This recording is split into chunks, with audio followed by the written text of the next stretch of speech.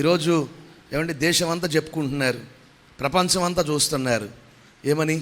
పలానా ఇంట పెళ్ళంట, అంత ఖర్చు పెట్టారంట, వాళ్ళు గొప్పవాళ్ళంట అని. వాళ్ళ స్థితి, వాళ్ళ పరిస్థితులు మనం గమనించుకుంటున్నప్పుడు ఈరోజు ప్రపంచం అంతా వాళ్ళ వైపు చూస్తున్నారు. నా దేవుడు అంటాడు, గొప్పవారిగా వాళ్ళని మాత్రమే కాదండి, ఆయన మనల్ని కూడా చేయగలడు. ఈరోజు తినటానికి లేదు కానీ ఏదో గొప్పవాడిని చేస్తాడంట అనుకోవద్దు. ఎందుకో తెలుసా? నీవు ఆయన మాట వింటే ఏమండి, సమాజంలో అనుజులుగా మాత్రమే కాదండి, ఆయన నమ్ముకున్న వారిని దేవుడు గొప్పవాళ్ళుగా చేస్తాడు. యోబు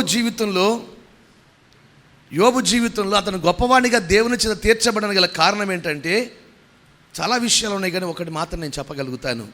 అదేంటంటే అక్కడ రాయబడిన మాట 5వ వచనం, వారి విందు దినములు పూర్తి కాగా యోబు తన కుమారుల పాపము చేసి తమ హృదయములో దేవుని దూషించురేమో అని వారిని పిలువనంపించి వారిని పవిత్రపరిచి, అక్కడి నుంచి అండర్లైన్ చేసుకోండి, అరుణోదయమున లేచి. యోబు ఎప్పుడు లెగుస్తున్నాడు చెప్పాలి? ఎప్పుడు లెగుస్తున్నాడు?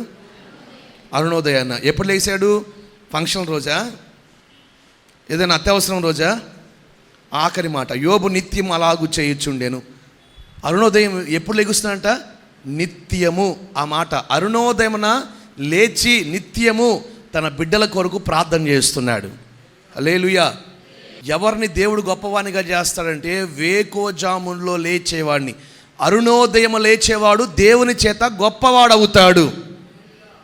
ఇందులో సందేహం ఏమీ లేదు, ఏమాత్రం సందేహం లేదు.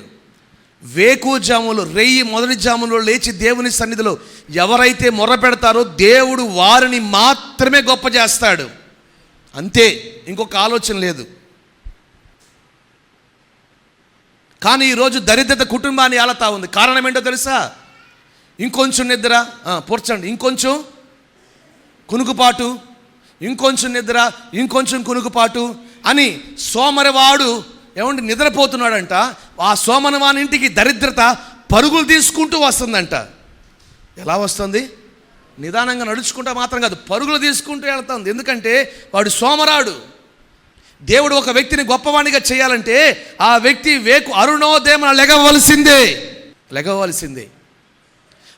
మొదటి జామున లేచి దేవుని సన్నిధిలో ప్రార్థించిన ప్రతి వ్యక్తిని ఈరోజు ప్రపంచంలో దేవుడు గొప్పవారిగా నిలబెట్టాడు. హల్లెలూయా.